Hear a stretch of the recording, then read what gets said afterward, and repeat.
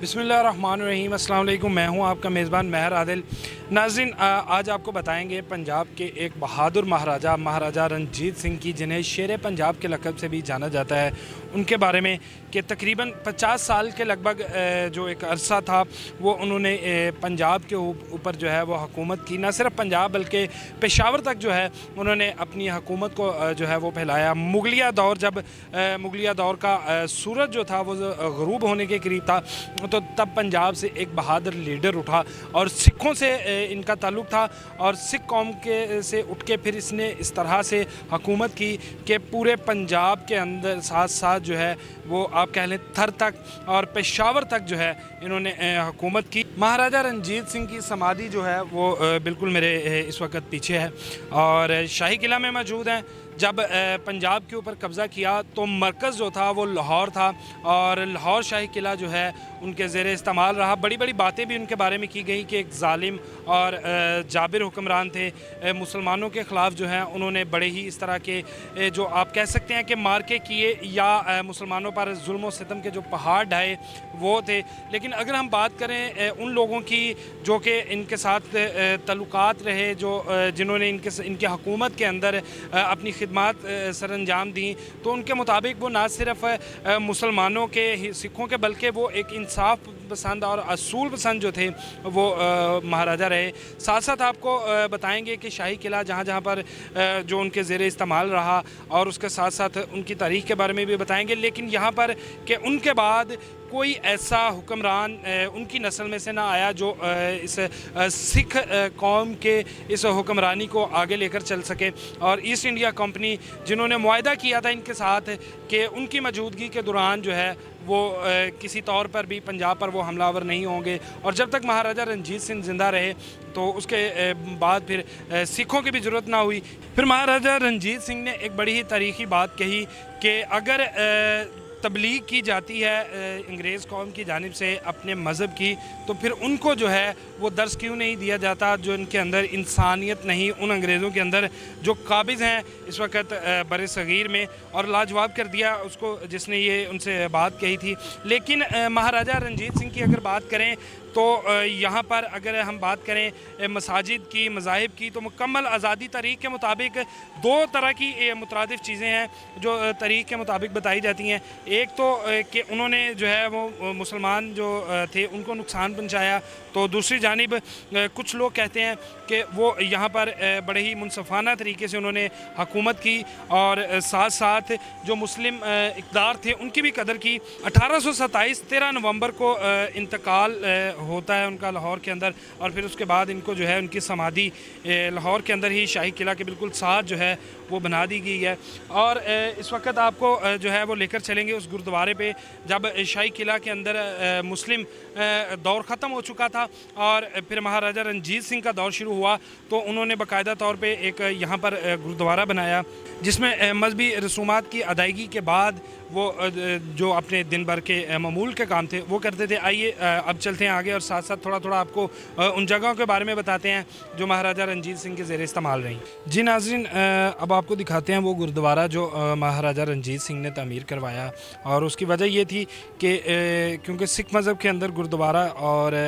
उनके लिए एक इबादत की जगह थी जहाँ पर वो इबादत करते थे। तो ये गुरुद्वारा जिसको अभी मुकम्मल तौर पर जो है वो डांपा हुआ है क्योंकि इस पर अभी काम जारी है, इसकी रेनोवेशन जो है वो जारी है। तो इस गुरुद्वारे के अंदर महाराजा रणजीत सिंह जब उन दिन का आगाज़ जो थे वो यहीं से इबादत करके करते थे, और उसके बाद फिर अपने दिन भर की जो महफ़िल है या जो भी अमूर थे उस वक़्त हुकूमत को अंजाम देने के लिए या दीगर सल्तनत के जो रियासत के जो अमूर थे उनको जो है वो निपटाया जाता था। लेकिन दिन का आगाज़ महाराजा रणजीत सिंह वो इसी गुरुद्वारे से शीश महल के बिल्कुल साथ नई दरियाफ़त थी, और बाकायदा तौर पे इसको जो है वो अब इसकी रेनोवेशन की जा रही है। क्योंकि अगर हम बात करें कुछ ऐसी इमारतें जो बाद में दरियाफ़त हुई थी शाही किला के अंदर, तो फिर उनकी रेनोवेशन जो है वो रोक दी गई थी। अभी तो ये मुकम्मल तौर पे जो है वो सयाहों के लिए बंद कर दिया गया है کہ کوئی اندر جا نہیں سکتا کیونکہ کام جاری ہے، اور اس کے بعد پھر اس کو جو ہے وہ کھولا جائے گا۔ لیکن یہی وہ گردوارہ تھا جس کے بارے میں آپ کو پہلے بھی بتا رہا تھا کہ جہاں سے دن کے جو ہے وہ آغاز کیا جاتا تھا، اور اسپیشلی جو ہے یہ ایک مغلیہ دور کے بعد سکھوں کی جانب سے یا کسی بھی غیر مسلم کی جانب سے شاہی قلعے کے اندر جو تعمیر کروائی گئی تھی وہ یہ پہلی تعمیر تھی جو کہ مہاراجہ رنجیت سنگھ کی جانب سے کروائی گئی تھی۔ آگے چلتے ہیں، ساتھ ساتھ بتاتے ہیں آپ کو اور مزید مہاراجہ رنجیت سنگھ کے بارے میں کہ ان کے بعد ان کی جو سلطنت تھی اس کو کیوں قائم نہ رہ سکی، کیونکہ اقتدار کی جنگ تھی، اور جو ان کے ورثہ تھے یا ان کے جانشین تھے وہ شاید اس اہل نہیں تھے، یا جو محلاتی سازشیں ہیں ان کے بھین چڑھ گئے اور وہ اس کو مکمل نہ کر سکے، اس سلطنت کو جو ہے وہ سنبھال نہ سکے۔ ہم بات کر رہے تھے مہاراجہ رنجیت سنگھ کی، تاریخ کے اس بہادر مہاراجہ جس نے اپنے دور کے اندر تمام مذاہب کو مکمل جو ہے وہ آزادی دی، کہ تمام ایک مساوات کا کلچر تھا، تمام مذاہب جو ہے وہ برابری کے اوپر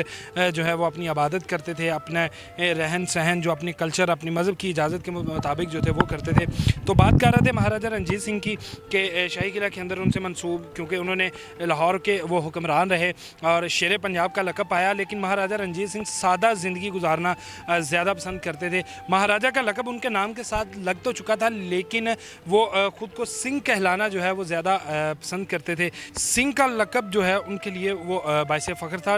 پڑھے لکھے نہ تھے لیکن پھر بھی تمام احکامات جو ہیں وہ ایک تحریری شکل میں دیتے تھے، اور سب سے بڑی بات کے طریق کے مطابق مہاراجہ نے اپنے نام سے اپنے دور کے اندر کوئی سکہ جو ہے وہ رائج نہ کیا، بلکہ بابا گرو نانک جو کہ ان کے روحانی پیشوا اور اس مذہب کے آپ کہہ لیں کہ ایک نامور ایک گرو جن کے مطابق سکھ مذہب جنہوں نے شروع کیا، ان کے مطابق ان کا نام جو تھا ان سکوں کے اوپر جو تھا وہ رائج کیا گیا، اور اس کے نام کے سکے جو تھے وہ چلتے تھے ان کی سلطنت میں۔ لیکن مہاراجہ کے بارے میں ایک بات، مہاراجہ گھوڑوں اور شراب اور خواتین کے جو ہے وہ حسن پرست تھے، جس لیے مہاراجہ کے حوالے سے ان کی شادیوں کے حوالے سے بھی تاریخ کے اندر بڑی اہم باتیں ہیں۔ لیکن جب مہاراجہ بیمار ہوئے اور جب مہاراجہ جو ہے وہ وفات پائی انہوں نے، تو ان کے جو آگے جانشین تھے وہ کھڑک سنگھ تھے۔ یہ وہ حویلی کھڑک سنگھ کی جس کو ابھی جو ہے رینویشن اس کی جا رہی ہے، ٹورسٹوں کے لیے اس کو ابھی بند کیا ہے، کیونکہ یہاں پر اگر بات کریں تو رینویشن کا کام ایک عرصے ایک نہ جانے کتنی دہائیوں سے محیط یہ قلعہ جو ہے وہ اب یہاں پر موجود ہے۔ تو پھر جو ٹوٹ پھوٹ کا شکار اور کچھ نئی دریافتیں اس کے حوالے سے ان چیزوں کو جو ہے وہ بند کر دیا جاتا ہے، پھر اس کے بعد کھولا جاتا ہے، اور 13 نومبر مہاراجہ کی جو ہے وہ حوالے سے ایک اہم دن، اس حوالے سے جو سکھ یاتری نہ صرف انڈیا نہ صرف پاکستان بلکہ پوری دنیا سے جو ہے وہ یہاں پر آتے ہیں، ان مقامات کا جو ہے وہ درشن کرتے ہیں۔ تاریخ کے اس بہادر مہاراجہ کو خراج تحسین پیش کرنے کے لیے ان کا ایک مجسمہ جو ہے وہ شاہی قلعہ کے اندر نصب کیا گیا تھا، جس کو بعد میں پھر جو ہے وہ گردوارہ جو کہ شاہی قلعہ کے ساتھ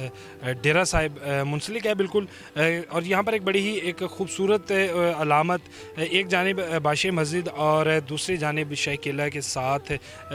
جو ہے وہ گردوارہ، جو کہ مسلمانوں اور سکھوں کے بھائی چارے کی ایک مذہبی ہم آہنگی کی بات کرتے ہوئے ایک بڑی ہی خوبصورت علامت جو ہے وہ یہاں پر موجود ہے۔ اس کے اندر پھر اس مجسمے کو جو ہے وہ رکھا گیا۔ 13 نومبر ان کی یوم پیدائش، اور پھر وہاں پر جو ہے وہ تقریبات ہوتی ہیں، باقاعدہ طور پہ سکھ جتے پوری دنیا سے لاہور کا رخ کرتے ہیں، یہاں پر پہنچتے ہیں، اور پھر اپنے اس بہادر مہاراجہ کو جو ہے وہ خراج عقیدت پیش کرتے ہیں، ان کے لیے دعائیں کی جاتی ہیں، اپنی مذہبی رسومات جو ہیں وہ ادا کی جاتی ہیں، اور اس تاریخ کے اس ایک بہادر اور کڑیل شہنشاہ کو جو ہے وہ یاد کیا جاتا ہے، اور ان کی خدمات کا جو سکھ مذہب کے لیے خدمات تھی اس کا اعتراف کیا جاتا ہے۔ اس کے ساتھ ہی مجھے دیجیے اجازت، اللہ نے کے بعد۔